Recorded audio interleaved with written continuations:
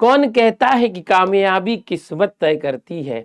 कौन कहता है कि कामयाबी किस्मत तय करती है? इरादों में दम हो तो मंजिलें भी झुका करती हैं, मंजिलें भी झुका करती हैं। यस बच्चों, आखिरी 18-19 दिन है पीसीएम वालों के लिए, पीसीबी वालों के लिए लास्ट के 7-8 दिन है। एंड आपको अपना 100% देकर जितना भी अच्छा परसेंटाइल ला सकते हो उतना लाना है। अदरवाइज कहीं ना कहीं 1-2 परसेंटाइल की वजह से आपको अपने ड्रीम कॉलेज में जाने का मौका चूक न जाए। तो यस, आखिरी इन दिनों को बहुत ही सीरियसली लो और अपनी जो स्ट्रेटजी ऐसे बनाओ कि मैक्सिमम आपका टाइम यूटिलाइज करके ज़्यादा से ज़्यादा रिवीजन प्रैक्टिस करके एग्जाम में जाना है, कॉन्फिडेंट होके जाना है। कैसे होगा इस वीडियो में हम डिस्कस करेंगे। बहुत बहुत स्वागत है आप सभी का Dinesh sir live study channel पर।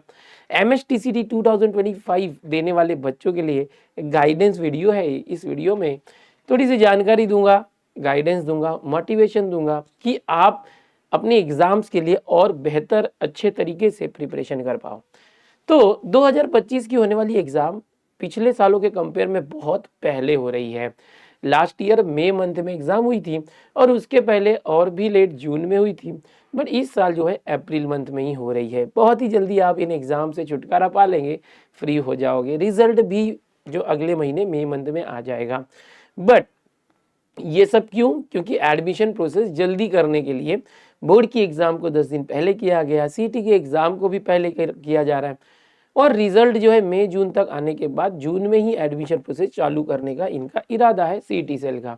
तो एक अच्छी बात है कि भाई जो एडमिशन प्रोसेस लेट होता है आने वाले डिग्री कॉलेजेस के लिए, आपके फर्स्ट ईयर के लिए, उसमें पढ़ने का वक्त ज़्यादा नहीं मिलता फर्स्ट सेमेस्टर के लिए, वहाँ पर आपको थोड़ा वक्त मिलेगा। बट उसका खामियाजा ये भुगतना पड़ेगा कि आपको बहुत ही कम टाइम के अंदर ये एंट्रेंस एग्जाम MSTCT अपीयर करना है। अब ऑलरेडी आप जो है पिछले कुछ दिनों से पढ़ रहे होंगे, अभी ऐसा फील हो रहा होगा आपको कि यार मेरा कुछ पढ़ा तो है मैंने, लेकिन ऐसा क्यों लग रहा है कि मैं भूलता जा रहा हूँ, और थोड़ा सा प्रेशर जैसा फील हो रहा होगा, डीमोटिवेट हो रहे होंगे, मॉक टेस्ट दे रहे होंगे, कुछ क्वेश्चंस बन रहे हैं कुछ नहीं बन रहे हैं। तो क्या करना चाहिए बच्चों? तो अब 2025 की एग्जाम जैसे जैसे बुक आप पढ़ रहे हैं तो और नींद भी आ रही होगी, नींद बहुत आती है ना, नींद बहुत आ रही होगी। तो फाइनली कैलेंडर की ओर जाते हैं और देखते हैं कि हमारा जो सीटी सेल है MSTCT PCM ग्रुप का, इसकी जो डेट्स है 19 अप्रैल PCM की है, ओके, 19 अप्रैल टू 27 अप्रैल यहाँ पर है। तो ये जो 19 अप्रैल है, अप्रैल मंथ के अंदर 19, और आज की अगर हम डेट बोले तो ये 1 अप्रैल, अगर PCM वालों की बात करेंगे तो ओके। तो यहाँ से देखते हैं 1 2 3 4 5 6 7 8 9 10 11 12 13 14 15 16 17, ओ एकदम कम टाइम बचा हुआ है। हाँ, यहाँ पर हो सकता है कि आपकी एग्जाम 19 के बदले 20 को आ जाए, 21 को आ जाए, 22 23, क्योंकि ये 27 अप्रैल तक होने वाला है। तो ये जो एग्ज़ाम की डेट आपकी मिलेगी वो जितना आगे जाएगा उतना दिन आपको एक्स्ट्रा भी मिलेगा प्रिपरेशन करने के लिए। लेकिन जिसकी एग्ज़ाम्स 19 अप्रैल 20 अप्रैल को होगी वो उतने ही पहले फ्री हो जाएंगे। एग्ज़ाम होने के बाद आज़ाद हो गए, पढ़ने की ज़रूरत नहीं होगी, रिजल्ट का वेट करना होगा। एक अच्छी बात होगी कि जब भी एग्जाम होती है, जैसे आपके फ्रेंड्स 19 अप्रैल को एग्जाम देके आए, 20 अप्रैल को दिए, तो आपको क्या करना है, शिफ्ट एनालिसिस हमारे चैनल्स के जरिए हम वो जो बच्चे क्वेश्चन देते हैं उनकी शिफ्ट एनालिसिस करेंगे और वो क्वेश्चंस आपको देख के रखना है, ताकि 2-3 दिन बाद जब आपकी एग्जाम होगी तो वही से ही क्वेश्चन बदल बदल के या वैसा ही सेम क्वेश्चन भी आपके शिफ्ट में आ सकता है। ऐसा पिछले साल के सभी शिफ्ट में देखा गया है। तो ये रही MSTCT एग्जाम डे। जो PCB वाले हैं वो तो यहाँ 9 से ही चालू हो रहा है, बायोलॉजी वालों को तो बहुत कम दिन बचा है, ठीक है। तो अभी हम आगे देखते हैं कि यहाँ पर अब बच्चे जैसे हैं कि भाई सर एग्जाम तो ठीक है देना भी है, लास्ट के इन 17 दिनों में हम क्या करें, कैसे करें। 160 से 170 मार्क्स लाने का टारगेट आपको रखना है। नहीं हो पाया तो 140 प्लस या 150 प्लस, ये टारगेट आपको, मतलब इतना टारगेट रखो और यहाँ तक पहुँचने की कोशिश करना कि गलत हो गया तो भी यहाँ तक पहुँचना है। समझ में आ रहा है? अगर आप चाहते हैं कि भाई मेरा जो स्कोर है, यस माय डियर, 99 परसेंटाइल से ज़्यादा स्कोर आना चाहिए, मोर देन 99 परसेंटाइल, तो आपको ये फॉलो करना पड़ेगा। सर फिक्स होता है क्या इतना ही लाना? नहीं, अलग अलग शिफ्ट में अलग अलग होता है। ये परसेंटाइल सिस्टम जो है बच्चों, इसके ऊपर अगर हम बात करेंगे तो परसेंटाइल सिस्टम जो होता है, देखो बच्चों, ये जो परसेंटाइल सिस्टम होता है ये थोड़ा अलग होता है बच्चों। परसेंटाइल सिस्टम ये क्या होता है, यहाँ पर नॉर्मलाइजेशन मेथड करने के लिए होता है। जैसे कोई बच्चा 19 अप्रैल की शिफ्ट 1 में गया है, कोई 19 अप्रैल शिफ्ट 2 में, कोई 20 अप्रैल, कोई 21 अप्रैल, ऐसे सोन बहुत सारी शिफ्ट होती है। समझो 19 अप्रैल का जो है डिफिकल्ट शिफ्ट आ गया, एकदम ध्यान से देखना, और 20 वाला इजी आ गया, 21 वाला मॉडरेट आ गया। तो होता क्या है, देखो अब आपका एक फ्रेंड 20 अप्रैल को एग्जाम देने गया और आप गए थे 19 अप्रैल को, और आपका पेपर बहुत टफ गया था। आपके जो 200 में से मार्क्स बन रहे हैं, समझो 130 ही बन रहे हैं, बहुत डिफिकल्ट था। बट आपके दोस्त ने ज़्यादा अच्छा पेपर स्कोर किया क्योंकि उसका पेपर इजी था और उसको 200 में से 160 प्लस बन रहे हैं, ठीक है। और यहाँ पर समझो एक बच्चा जो है मॉडरेट एग्जाम गई थी और इसको जो 200 में से 145 प्लस तक स्कोर बन रहा है। तो इस तरह से समझो 3 स्टूडेंट्स हैं, स्टूडेंट ए बी सी, 3 दिन अलग अलग एग्जाम देने गए। तो क्या लगता है, क्या इसका परसेंटाइल ज़्यादा होगा या इसका परसेंटाइल, या इसका परसेंटाइल में क्या डिफरेंस होगा? आपको बता दूं बच्चों, परसेंटाइल सिस्टम जो है जिसका calculation same day same shift के कंपटीशन में होता है, यानी 19 अप्रैल को जितने बच्चे एग्जाम में बैठे हैं उस शिफ्ट में, शिफ्ट 1 या तो शिफ्ट 2, उस शिफ्ट में उन बच्चों में देखा जाता है कि आपका जो स्कोर है, समझो 130 प्लस है, तो आपके स्कोर के नीचे कितने परसेंटेज बच्चे हैं। यानी 1000 बच्चे अगर एग्जाम उस शिफ्ट में दे रहे हैं, टोटल एक सैंपल ले रहा हूँ, वैसे तो 50-60 हज़ार, 1 लाख, 1.5 लाख ऐसे हो सकते हैं। तो अगर आपके शिफ्ट में समझो 40,000 50,000 है, उसको हम 1000 में कन्वर्ट करते हैं। 1000 बच्चे अगर एग्जाम दे रहे हैं तो 1000 बच्चों में से समझो कि 980 जो बच्चे हैं उनका स्कोर, 980 बच्चों का स्कोर आपसे कम है। 1000 में से 980 बच्चों का स्कोर या तो आपके इक्वल है या उससे कम है, तो आपका परसेंटाइल आ जाएगा 98 परसेंटाइल। ये परसेंटाइल सिस्टम, परसेंटाइल का मतलब ये होता है कि आपने कितने बच्चों के ऊपर आप हैं, ठीक है। परसेंटाइल 98% बच्चों के ऊपर आप हैं या उसके इक्वल या ऊपर, यानी सिर्फ 2% बच्चे ऐसे जिनका स्कोर आपसे ज़्यादा है। अब अगर आपका 99 परसेंटाइल आ रहा है, इसका मतलब क्या कि सिर्फ 1% बच्चों का स्कोर आपसे ज़्यादा है। समझ में आ रहा है? तो ये पॉसिबल होता है बच्चों, अगर आप मेहनत करेंगे तो होता है, और अलग अलग शिफ्ट में होता है। अब ये शिफ्ट वाइज होती है, यानी शिफ्ट 1 19 की, शिफ्ट 2 19 की, फिर 20 की शिफ्ट। तो हर शिफ्ट में बहुत सारे बच्चे जो है 99 लाते हैं। अब आप सोचोगे सिर्फ 1%, ऐसा बहुत सारे बच्चे लाते हैं। अब जो डिफिकल्ट शिफ्ट होगी वहाँ पर आपको पेपर डिफिकल्ट गया है, तो आपके जो दोस्त हैं या दूसरे जो बच्चे उनको भी तो डिफिकल्ट गया होगा।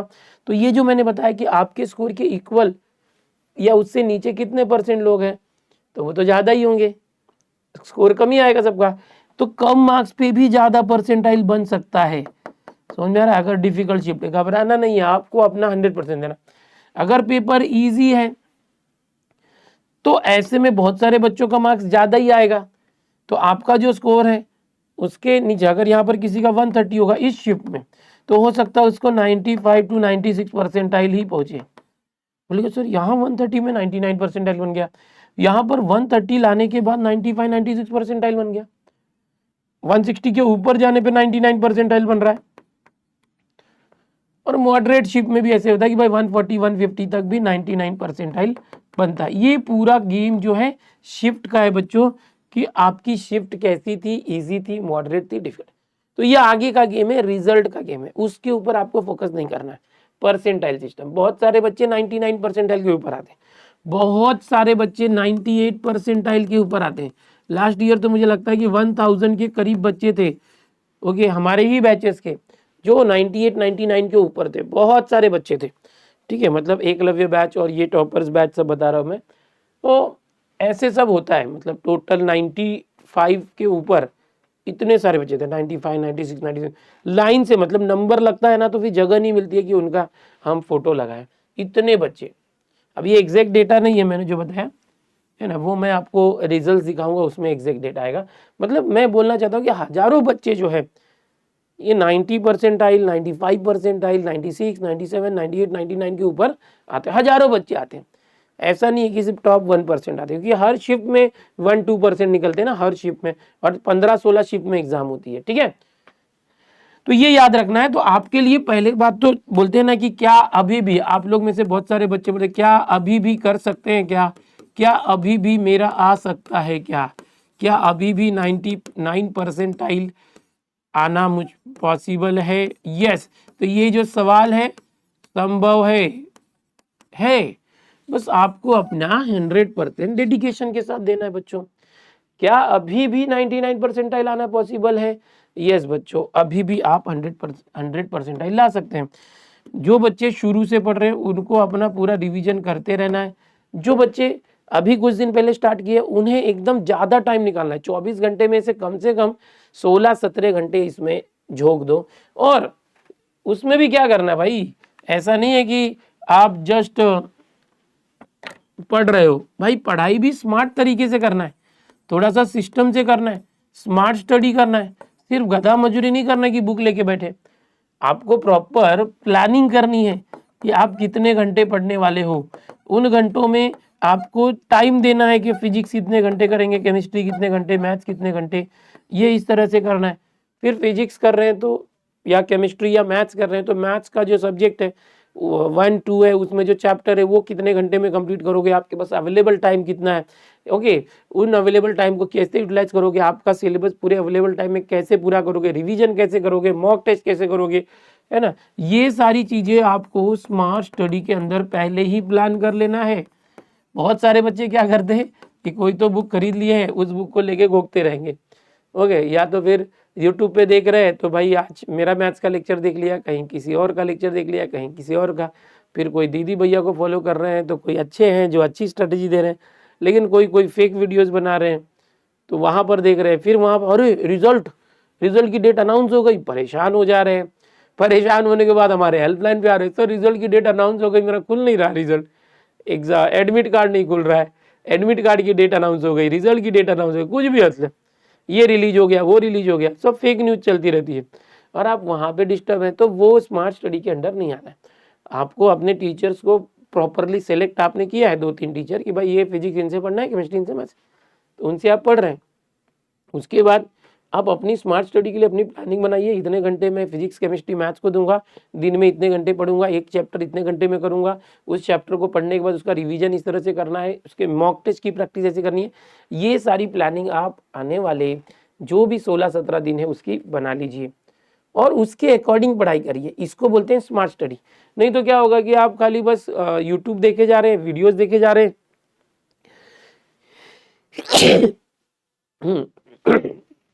आप जस्ट अपना जो टाइम पढ़ तो रहे हो बट एक सिस्टमेटिक वे में नहीं पढ़ रहे हो, तो वो नहीं करना है, ये इस तरह से करना है।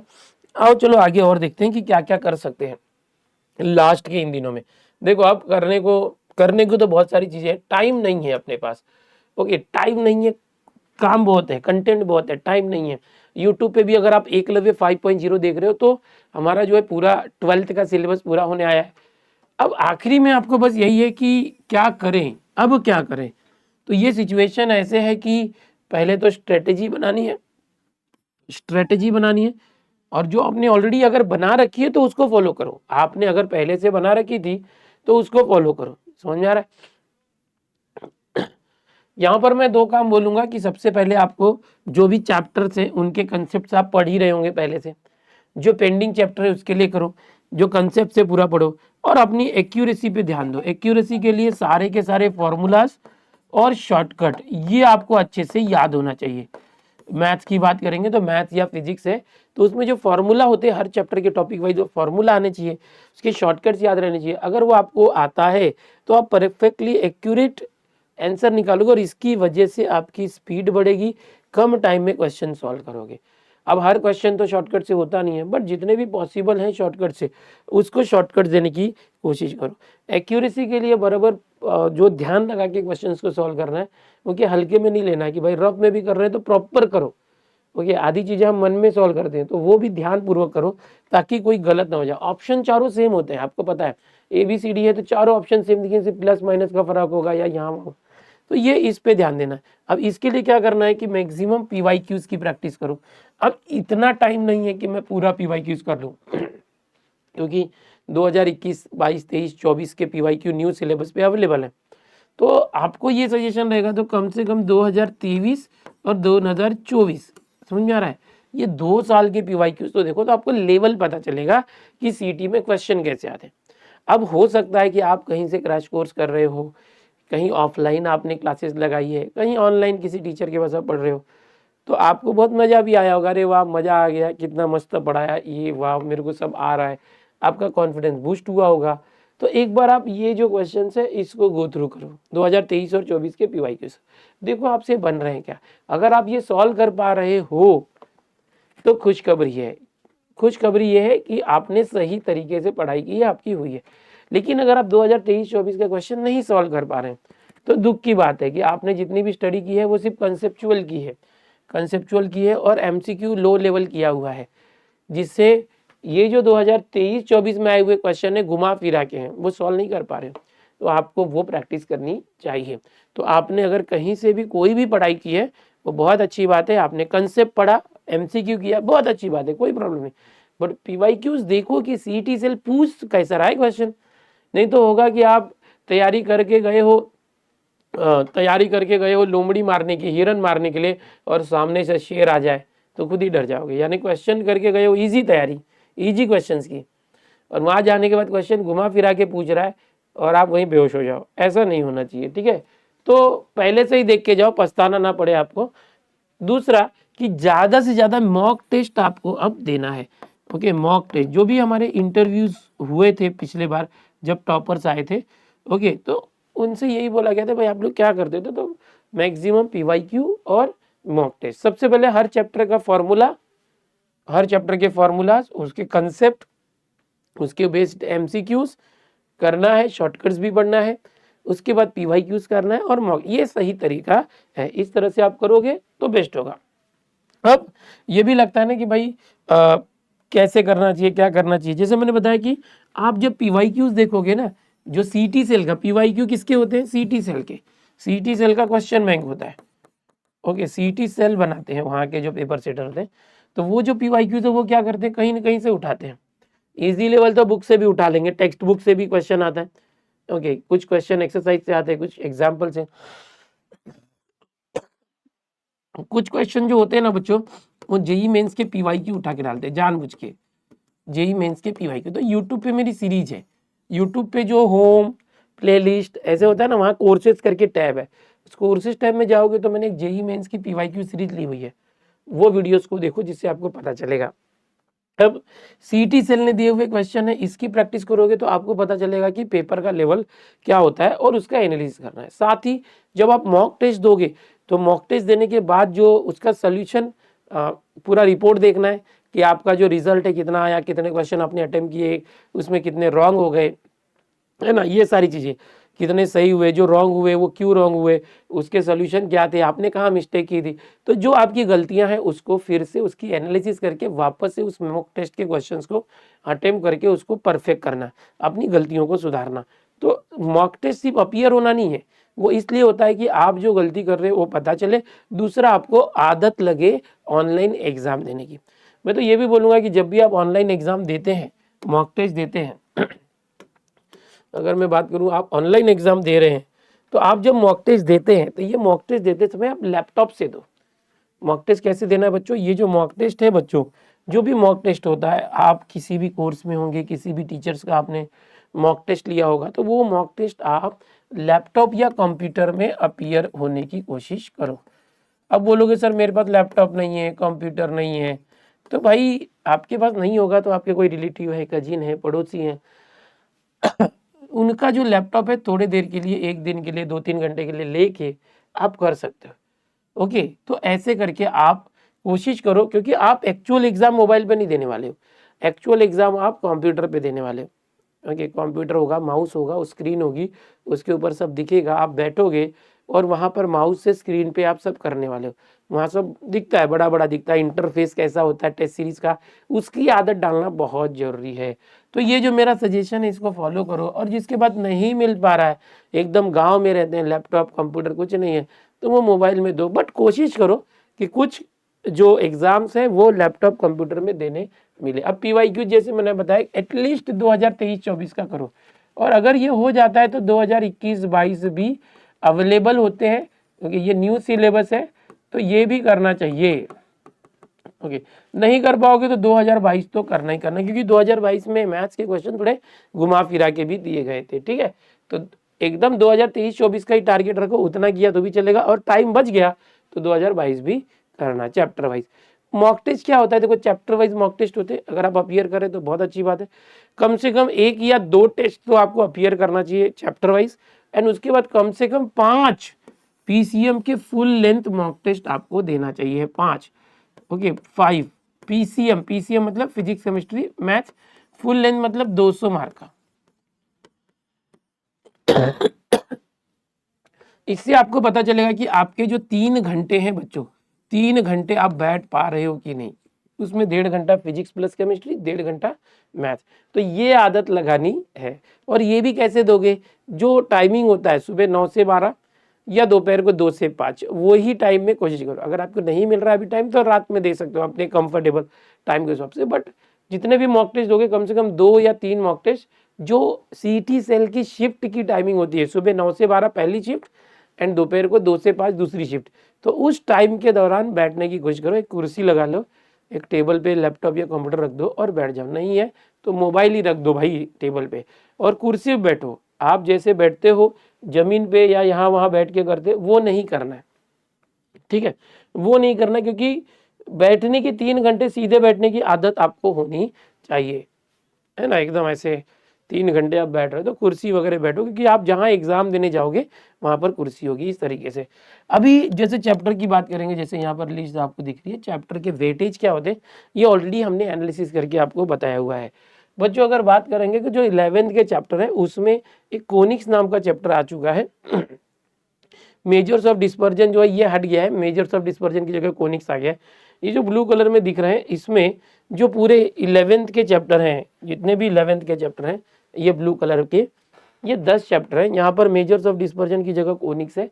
ये जो है सब चैप्टर में से एक एक क्वेश्चन आएंगे, एंड यानी कि यहाँ से 10 क्वेश्चन आएंगे 11 से, 2-2 मार्क के होंगे, तो मैथ्स में 20 मार्क जो है वो 11th का सिलेबस है।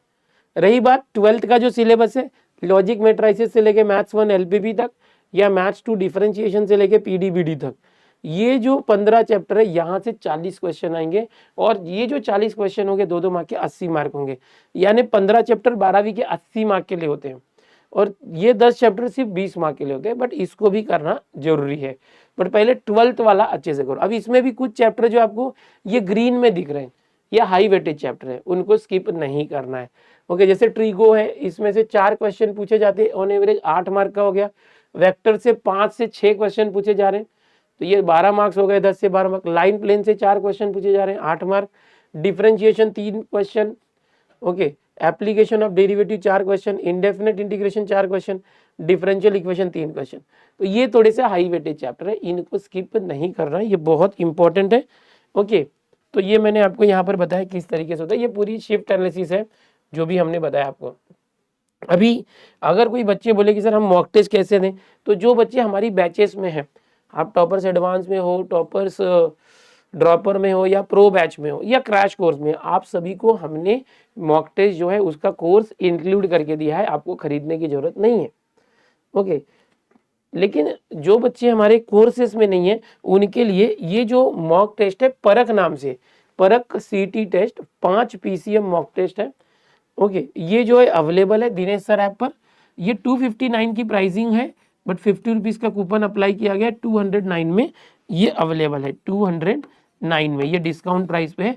इसमें 5 फुल लेंथ मॉक टेस्ट है, ये आप अपीयर कर सकते हो। इसके साथ ही और एक हमारी टॉपर्स की टेस्ट सीरीज है, वो भी आप ले सकते हो। उसमें 7 फुल लेंथ मॉक टेस्ट है, और चैप्टर वाइज हर चैप्टर पे 5 मॉक टेस्ट है।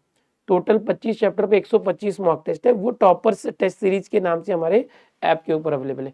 अब आखिरी मोमेंट में अगर किसी को लगता है कि मैं क्या करूं, तो 2024 कि ओनली 2024 PYQ बुक हमारी अवेलेबल है। ओके, ये लाइट बुक है, ब्रह्मास्त्र लाइट, इसको हम नाम देते हैं ब्रह्मास्त्र लाइट। ये 300 पेजेस की है। ओके, और इसका अमाउंट भी 300 रुपीज है लगभग। ओके, तो ये ब्रह्मास्त्र बुक है। तो आप अगर छत्रपति संभाजी नगर में रहते हैं या मुंबई में रहते हैं तो हमारे सेंटर से डायरेक्ट उठा लो। ओके, ये परफेक्ट बुक है। इसमें PCM तीनों सब्जेक्ट हैं, फिजिक्स, केमिस्ट्री, मैथ्स। अगर आपको 2024 के क्वेश्चन आंसर के, अच्छा, ये डायरेक्ट आप मुंबई या तो छत्रपति संभाजी नगर से डायरेक्ट हैंड टू हैंड ले सकते हैं हमारे सेंटर से, या तो आप अगर दूर कहीं रहते हैं तो ऑनलाइन जो है हमारी eklavyapublication.com की वेबसाइट है, वहाँ से आप ऑनलाइन इसको ऑर्डर कर सकते हो eklavyapublication.com से। अब ये ऑनलाइन बुक आने में तो टाइम लगेगा, हाँ 5 से 6 दिन लगेगा आपके घर पे आने में। बट आपको बता दूं, जिस दिन आप परचेज करते हो 24 घंटे के अंदर आपको इसका सॉल्यूशन, इसका जो सॉल्यूशन का एक्सेस आपको मिल जाता है। और ये जो एक्सेस है इसमें क्वेश्चन और आंसर दोनों होता है। तो ये जो 4-5 दिन 5-6 दिन आपको वेट करना है बुक आने में, तब तक आपको ये इस पूरे बुक का क्वेश्चन एंड उसका सोल्यूशन एंड रिटन एक्सेस आपके मोबाइल में मिलता है, और आप उसको अपने मोबाइल या लैपटॉप, मोबाइल के जरिए जो है ई बुक के जरिए पढ़ सकते हैं। ठीक है, तो ये एक है, अगर आपको किसी को चाहिए तो ये मैंने ऑप्शन बताया है। ठीक है, वेबसाइट जो है eklavyapublication.com है। अब आखिरी के जो 17-18 दिन है भाई, अपनी जी जान लगा दो, एकदम मेहनत करो, जितना भी अच्छा हो सकता है। आलसी मत बनो। आपके मन में आ रहा होगा कि यार मैं क्या करूं, थोड़ा सा नींद आ रही है, चलो इतना तो पढ़ लिया, ऐसा मत करो। जितना ज़्यादा कर सकते हो उतना करो, उसके बाद आराम करना है आपको। ये बता दूं, आपकी शिफ्ट हो जाएगी 20-22 अप्रैल तक, 24 अप्रैल तक। उसके बाद आप घूमो फिरो पूरे महीना भर, क्योंकि 1-1.5 महीने तक कुछ नहीं रहेगा। फिर रिजल्ट आएगा, CET का रिजल्ट आएगा, बोर्ड्स का रिजल्ट आएगा जून तक, फिर कैप राउंड चलेगा जुलाई तक। तो फिर आपको 1.5-2 महीने घूमना फिरना है। ये जो बचे हुए दिन है इसको अच्छे से कर लो। अगर आप थोड़ा सा भी आलसी रहोगे, मेहनत नहीं करोगे, अपने आप को मोटिवेटेड नहीं रखोगे, तो यार 1-1, 2-2 परसेंटाइल के लिए एडमिशन रह जाता है। कट ऑफ बहुत हाई होता है। फर्स्ट राउंड के बाद सेकेंड राउंड का कट ऑफ एकदम पॉइंट में गिरता है ना। और एक सेम परसेंटाइल पे बहुत सारे लोग रहते हैं अलग अलग शिफ्ट के, तो बोल नहीं सकते। ठीक है, अभी आपने पिछला जो संडे को एक लाइव हुआ था हमारे चैनल पे, कार्तिक दादा आए थे। कार्तिक दादा जो स्टूडेंट था हमारा 2021 में, अभी वो 4 साल इंजीनियरिंग करके जो है वो 4th ईयर फाइनल में है, और उसका जॉब भी लग गया है और लाखों का पैकेज है। तो वो मिलने आया था, मिठाई देने आया था, मैंने उसे लाइव में लाया था आपको मोटिवेशन देने के लिए। जिन बच्चों ने वीडियो नहीं देखा है वो वीडियो जरूर देखें, आपको मोटिवेशन मिलेगा कि क्यों पढ़ना है। पढ़ाई ऐसी करो, पढ़ाई ऐसी करो कि पढ़ाई खत्म होते ही लाखों रुपए की जॉब आपको मिल जाए, भटकना ना पड़े।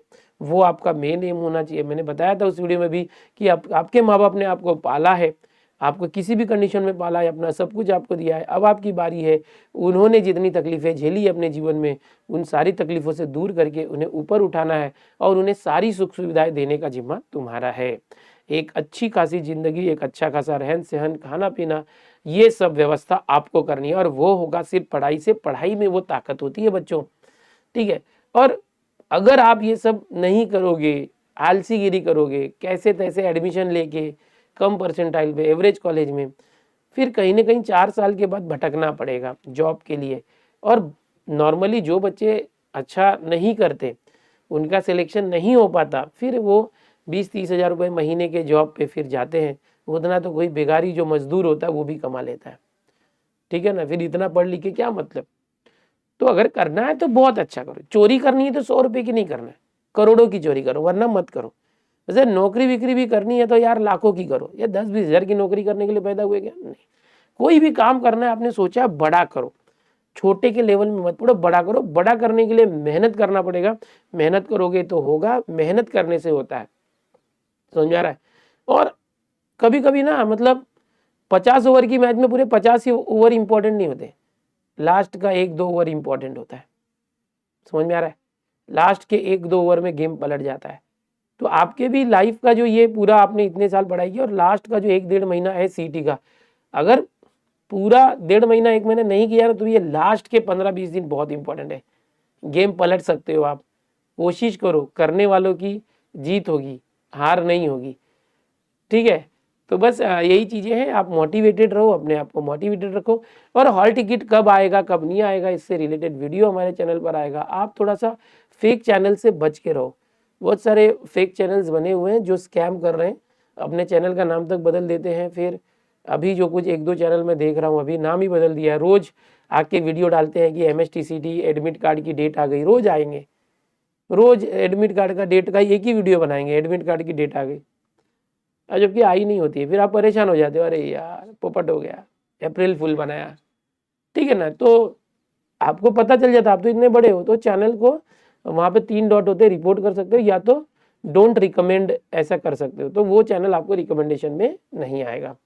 थोड़ा सा बचना है आपको, क्योंकि आपका टाइम बहुत कीमती है, ठीक है।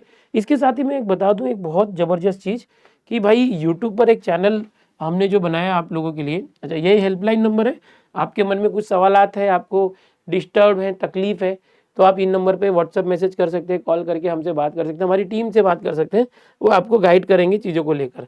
ओके, अभी मैं आपको बता दूं कि यार एक यूट्यूब पर चैनल हमने भी बनाया है, बट उसमें कुछ बकवास नहीं होती है। ये दिनेश सर सॉल्यूशंस नाम से एक चैनल है, इसका हैंडल भी यही नाम से है, दिनेश सर सॉल्यूशंस। ऑलरेडी मैंने लेक्चर्स में बताया हुआ है। ओके, अगर आपको नहीं पता तो ये जो दिनेश सर सॉल्यूशंस हैंडल है, इससे यूट्यूब चैनल आएगा। वो चैनल पर डेली 8-10 ऐसे छोटी छोटी क्लिप्स आ रही हैं। ओके, 2 मिनट 3 मिनट 4 मिनट एक एक क्वेश्चन सॉल्व, जो इंपॉर्टेंट क्वेश्चन है, IMP क्वेश्चन है, वो सॉल्व होके आ रहे हैं। और वो भी कैसे हैं, 2024 वाले हैं, 2023 वाले हैं, लेटेस्ट है। कौन से क्वेश्चन है, लेटेस्ट PYQs हैं, कुछ भी नहीं है, जो इंपॉर्टेंट है, मोस्ट रिपीटेड क्वेश्चन है, वो दिनेश सर सॉल्यूशंस इस यूट्यूब चैनल पर आ रहे हैं, YT चैनल है। तो यार ये चैनल बहुत इंपॉर्टेंट है। आखिर के जो ये 15-20 दिन है उसमें इस चैनल की मदद लो। ओके, ये जो मैं यहाँ पर बताना चाहूँगा आपको, चैनल ओपन करके दिखाता हूँ मैं। यहाँ पर मैं आपको चैनल ओपन करके दिखाता हूँ, आप भी खुश हो जाओगे।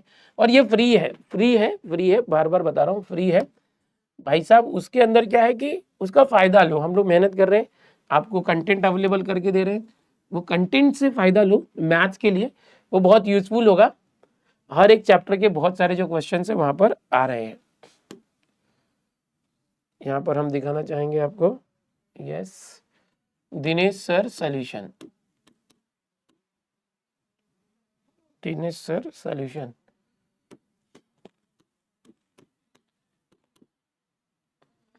Dinesh sir solutions channel. Okay, देखो ये वो चैनल है दिनेश सर सॉल्यूशंस, ये चैनल है।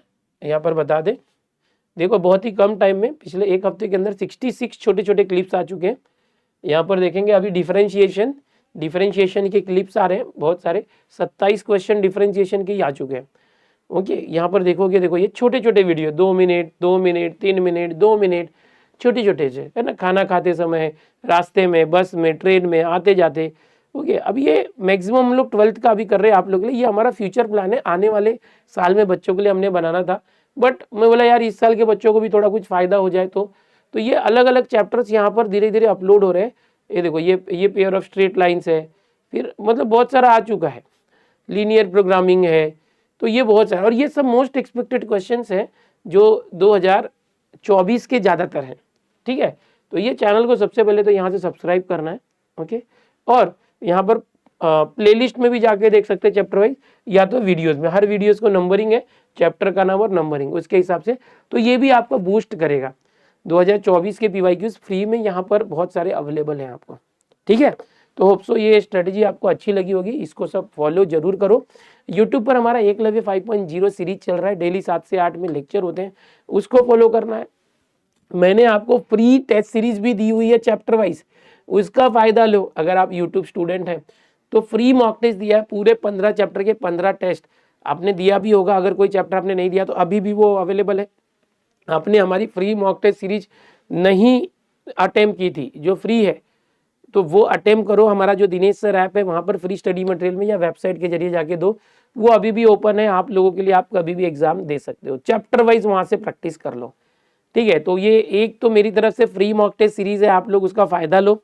दूसरा ये चैनल है, ये सब फ्री है, ये चैनल है, इस पे छोटे छोटे वीडियोस जो आ रहे हैं 2024 के ज़्यादातर है, उसका फ़ायदा लो। तीसरा एकलव्य 5.0 की जो सीरीज के लेक्चर है उसका फ़ायदा लो, अच्छा होगा। ओके, अच्छा होगा। और एकलव्य 3, 4, 5 ये 3 अगर आपने प्लेलिस्ट देख ली 3 साल के जो हमारे लेक्चर्स है तो हो गया, इनफ है। ठीक है, तो चलो ऑल द बेस्ट, कॉन्फिडेंट रहो, टेंशन मत लो, सब अच्छा होगा, अपने आप को मोटिवेटेड रखो। ओके, सब बेस्ट होगा, अपना बेस्ट दो, टाइम यूटिलाइज करो, स्ट्रेटेजी बनाओ, स्मार्ट स्टडी करना है। वीडियो कैसा लगा जरूर बताना। डिस्क्रिप्शन में आप जो भी लिंक्स है उसके जरिए आप ये चैनल पे भी जा सकते हैं। ओके, और कमेंट के अंदर यार कमेंट करके बताओ आपको और क्या चाहिए, मैं आपको देने की कोशिश करूंगा यूट्यूब के जरिए। और इस वीडियो के बारे में जरूर आप बताना कि आपको वीडियो कैसा लगा, अपने दोस्तों में शेयर करो, वीडियो को लाइक जरूर कर देना, चैनल पर पहली बार आए तो चैनल को सब्सक्राइब करो, और इस चैनल को तो करना ही है, ये जो दिनेश सर सॉल्यूशन चैनल है इसको भी सब्सक्राइब करना है। चलो मिलते हैं नेक्स्ट वीडियो में, बाय एवरीवन, टेक केयर।